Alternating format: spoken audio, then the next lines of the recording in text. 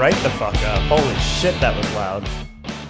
You could hear that. That's crazy as hell. That's crazy as fuck.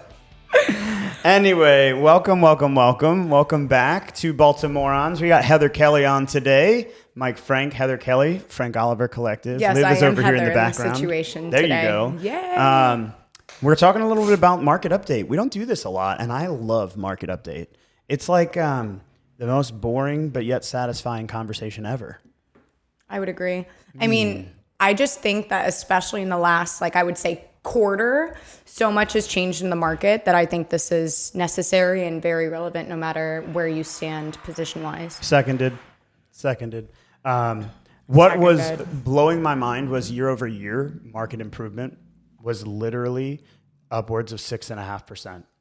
So year over year, our price improvement was 6.5%, and Maryland as a state was over $400,000 average. That's insane. I saw that, yeah. Literally, what that means is for anyone that bought a house 10 years ago, they literally have just walked into like $100,000 worth of equity. Yeah. Because of the market appreciation, because of the investment that you made.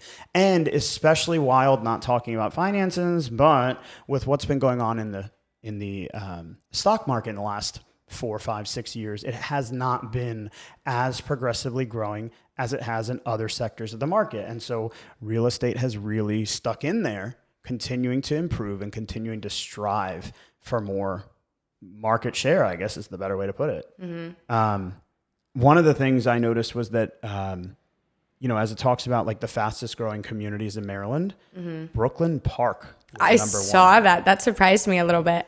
It was a little bit surprising, 47.7% rate of growth, which is both occupancy for some of those properties that needed to be flipped and renovated and improved, but also there's a lot of people that are selling in Brooklyn Park just because of, the community there. They're older. There's an opportunity for those houses to be turned over, and they're selling, and then that's creating more opportunity for a first-time home buyer to come in, renovate, resell, or maybe an investor to resell market value by creating just something out of a more dated community. So I don't know, just interesting. I was surprised that Rockville and Montgomery Village weren't higher on that list, actually. I was surprised to see both Rockville and Montgomery Village on this list. Really? I feel like I've had a lot of clients looking in Montgomery, Gaithersburg, Rockville, like that whole slew. I feel that area always is strong. So to think about a market growth of this volume, I mean, we're talking Rockville was 29.2% market growth, which means that there are more houses by volume selling at a higher price range than a year ago. And I just feel that Rockville is always predominant. Rockville, Gaithersburg, North Potomac, North Bethesda, right? All of those communities are always highly driven. And it was also increasingly surprising to see Parkville on here because I think Parkville is constantly on my sheets. I mean, so many buyers are looking in Parkville, in White Marsh, in Nottingham, and Towson. It just seems to me like there's a lot of activity in there always, but for whatever reason, year over year, almost a 15% growth. I noticed on Bright the other day too that this is the first time that we've had 2 consecutive months in a row of increased inventory. Which I don't know if you saw that. I love. Especially right now, like we had just recently we had a buyer make an offer where there were 28 offers. And like that is such an imbalance of supply versus demand. It doesn't even matter. It's insane. I went to go see a house the other day. $274,000 house. Where? Like Edmondson Village, Baltimore County, but along the Edmondson Avenue corridor. Very cute little neighborhood, all historic, tons of like Victorian style homes. There's a couple of those old stone built sort of like Cape Cod-y styles. Love those houses. Super cute. A lot of craftsman designs, some modern, mid-century moderns that were built in that neighborhood because it's just a desirable place to be. And for whatever reason, this little Victorian cottage, it looks like something out of a storybook. It's so cute. It only has 2 bedrooms upstairs. So 2 bedrooms upstairs, a bedroom in the basement, a nice kitchen that was renovated probably 10 to 15 years ago, and a beautiful backyard with a garage fit for a garden and maybe a small car for $274,000. That's not bad. So not only did it attract my buyers that are looking under 350, not only did it attract other buyers that were looking in that price point, but also people that are focused on that community. And it was a revolving door. I bet. Like literally there was someone there when we got there. There was someone there that, came in after us. We then left. And while we were walking around the yard, another 2 couples came. It was just a nonstop revolving door because not only is it charming, but it's in the right community. It's at the right price point, and it just attracted a lot of power. And it doesn't do that because of how great it is. It does it because there's nothing else attracting people to their market. Yeah. So people are moving farther. They're spending more money. They're stretching their limits to try and find something that works. And so to see more inventory coming to the market will mean that some of these people will be able to swallow up that inventory. We need a lot of it. We need a lot more inventory before we start to have a balanced market. How long would you project that it's going to take for that switch to happen? I don't know. Like, I think mid-year last year, maybe even this time last year, second quarter, we would have been having conversations about some predictive slowdown. Like we were seeing buyers that were getting closing costs paid for. We were seeing negotiations over home inspections again. I mean, it had been 3-4 years since those things were happening.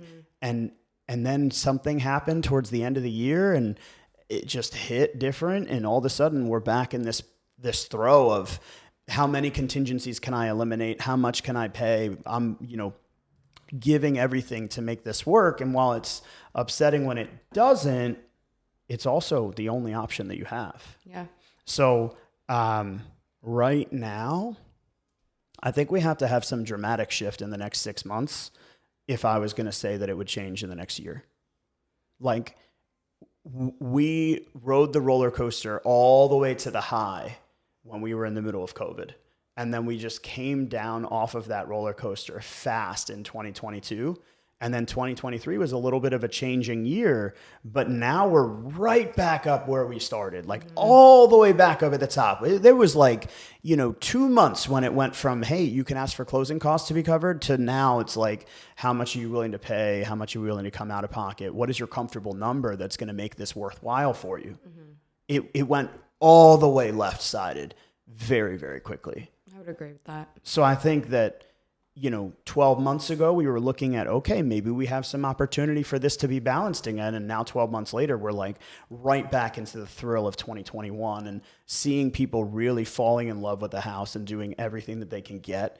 And then still falling short. It happens. But, I was just out with one of Christian's clients this morning and property was listed for, a couple $1,000s more than he thought it was worth. He waited. The property came down in price because they had overpriced the property. And then he made an offer and they flat accepted his offer. And he was almost surprised by that, like thinking I might have paid a little bit too much. Yeah. And I flipped the thought process thinking, well, how do you think it felt for them to have overpriced the property to not get offers when all of their friends and family got multiple offers in the first week?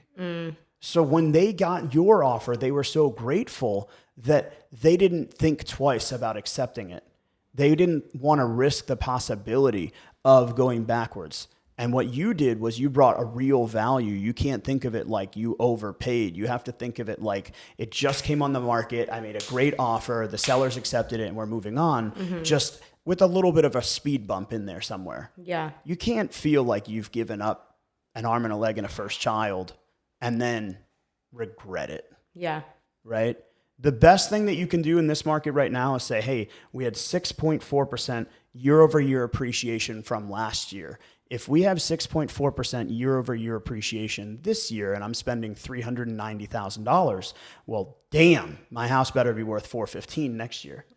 But if it's worth $415,000 next year, then what is it worth the year after? And what if it's worth $450,000 in just a short 3 years? Yeah. I mean, think about that market appreciation in a positive way rather than in a negative way, like a competition and I'm getting beat out and beat down. Yeah. You have to think about it in a positive way. Yeah, 1,000%. I know I said this to you last week, but I was looking at the market over in like Edgewood, Middle River, around that area. Clients that I closed in November, the properties that are now selling over there, we would have been priced out. Like, I'm so glad that they were able to buy when they did, because we wouldn't have had the opportunity now, especially with rates being slightly higher than when we started the year. I agree. I also think that that's going to be something that's going to potentially balance this market a little bit as well. Seeing the conventional mortgage rate hit 7% pretty consistently is daunting. Right? It happened last year, and it definitely had some impact in the market. To be here again this week, getting over 7% with some news from the Fed about, Treasury and interest and bonds and savings and all the fun things that they talk about, seeing that 7% number is just daunting for some people. The thing that I wish that I could share, I had a really, really good conversation with an old high school friend of mine, and he talks about staying out of debt and making sure that you pay for things, not buying that Apple Watch on credit, not buying that computer on credit. What about that cell phone that you bought because it came out with a new fancy, Samsung 26.25, Instead of buying the newest one, wait until you have a need and pay cash, creating the opportunity. Well, when I told him that there's good debt and bad debt, he couldn't hear it. I said, well, look, we're buying a property. That's a good debt. That's an appreciable asset that you're going to create value behind, versus you're buying something that you don't need, bad debt. Well, his argument is, I'm going to save and then pay for it in cash. And my argument is, it's an investment. And in the time that you're saving, you're spending rent. Yeah.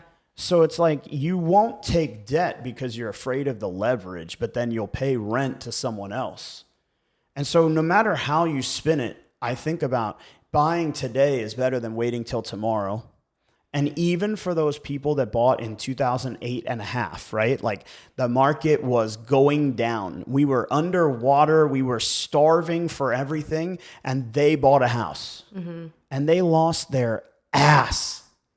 But you know what? For those that weathered through it, they weathered through that storm. And now in 2024, nay, we say 20 years later, they've A, paid down the principal, B, their market value has rebounded. They've created an opportunity to not only be cash positive, but the investment that they made paying that principal every month has been paying off, versus rent that's just gone into the negative. And I feel like the other side of it too is, A, you're paying the rent, B, you're taking the time to save the cash. But imagine if you could just leverage the 5% down and then still be getting the appreciation on that. Your cash isn't getting interest at the same rate. It doesn't make sense. Right. Well, and another thing that we don't talk enough about is, you're using the 5% down conventional model.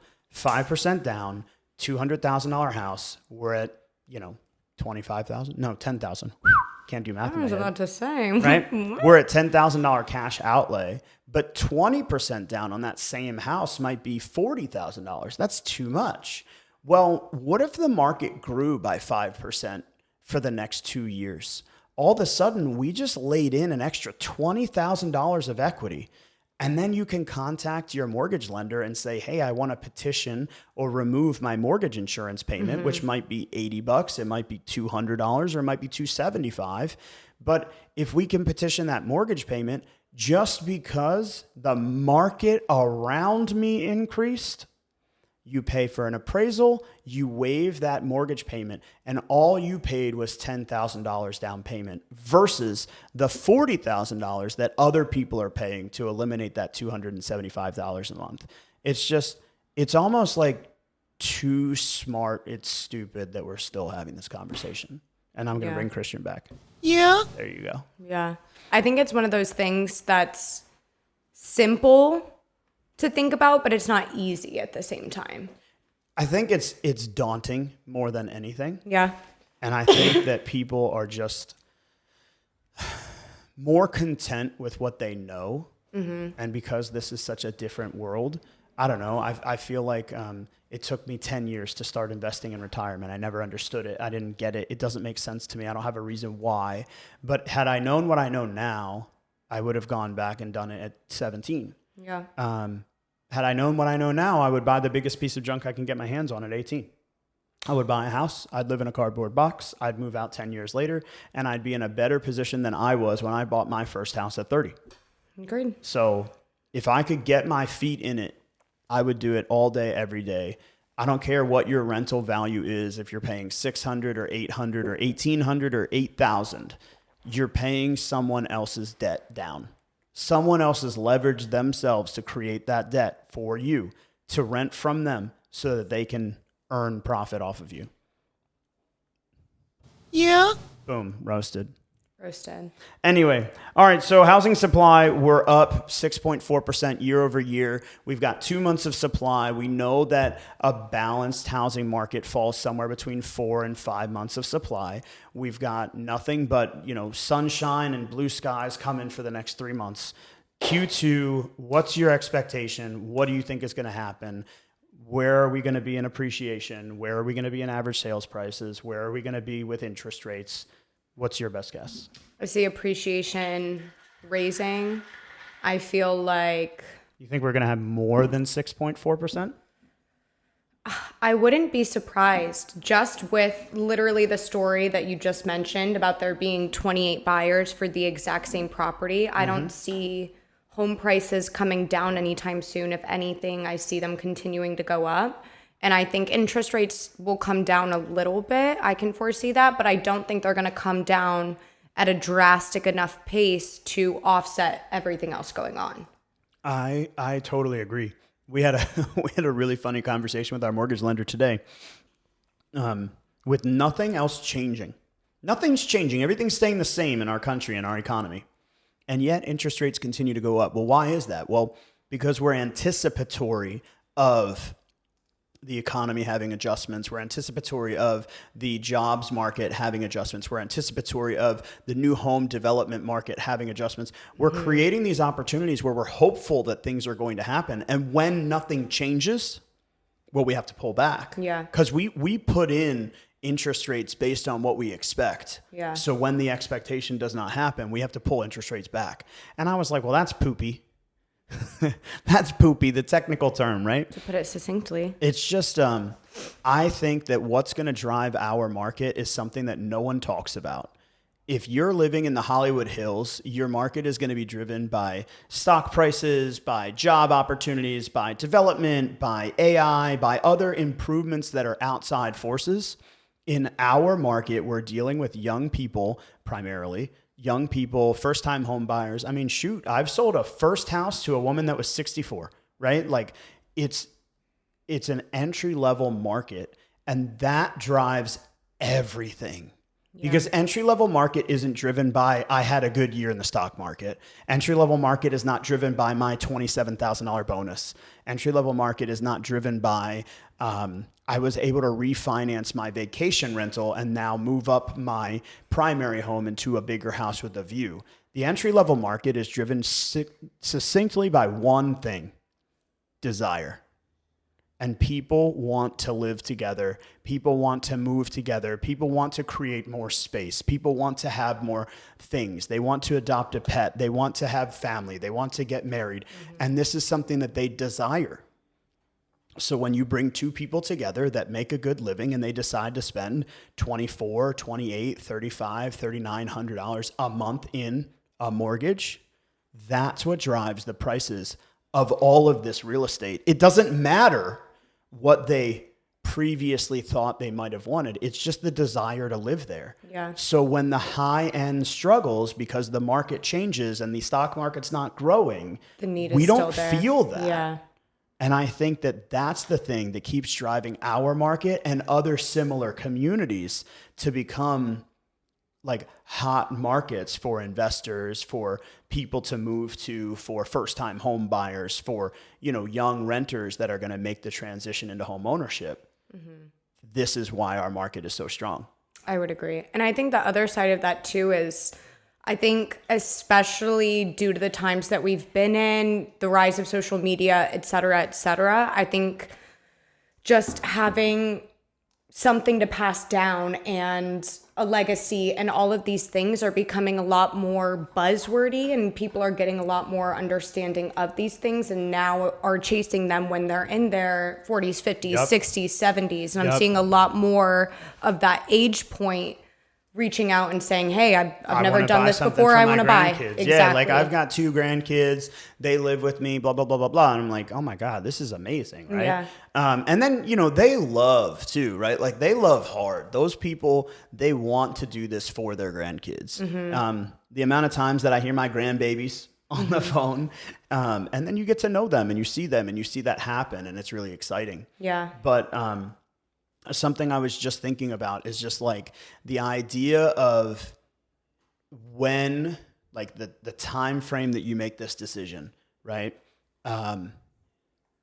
Recently I said to someone, the decisions that you make at 10 years old do not matter.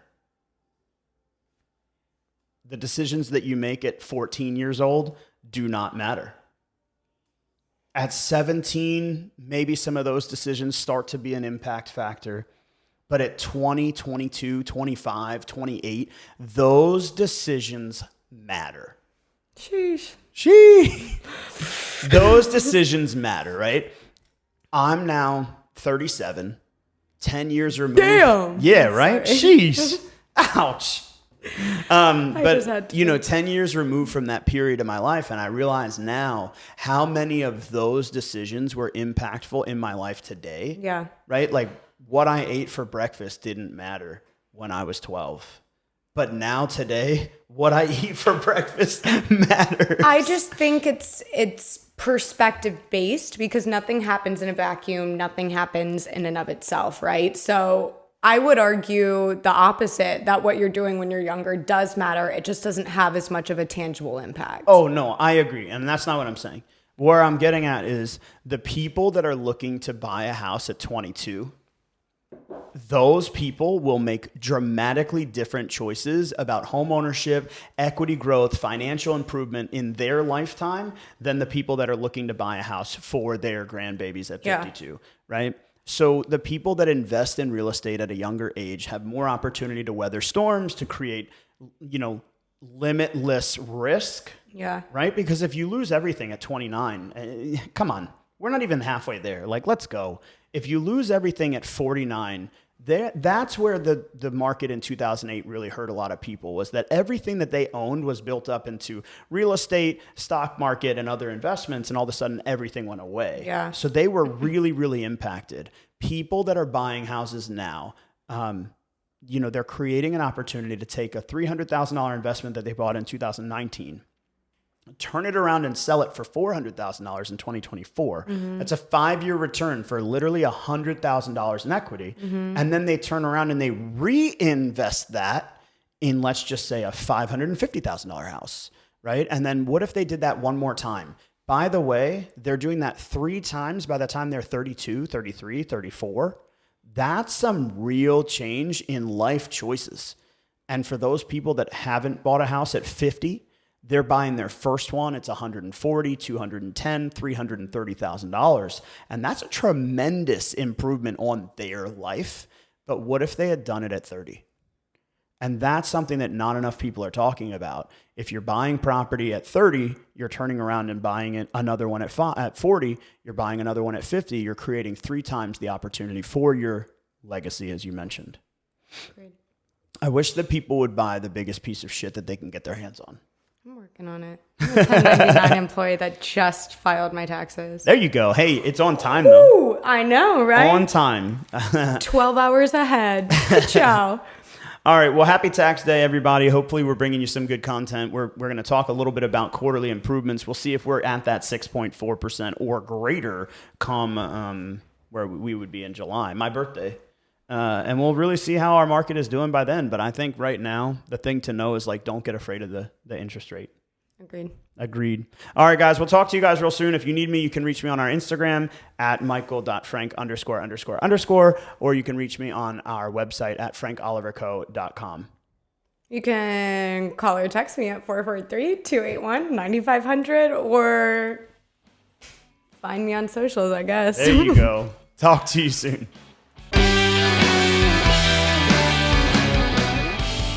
What's up, guys? Thanks for watching. For more information on the housing market, Real Estate 101, how you can leverage your position in today's market, and so much more, click on the link below. If you like this video or have a burning real estate question you'd like us to answer, leave us a comment and let us know.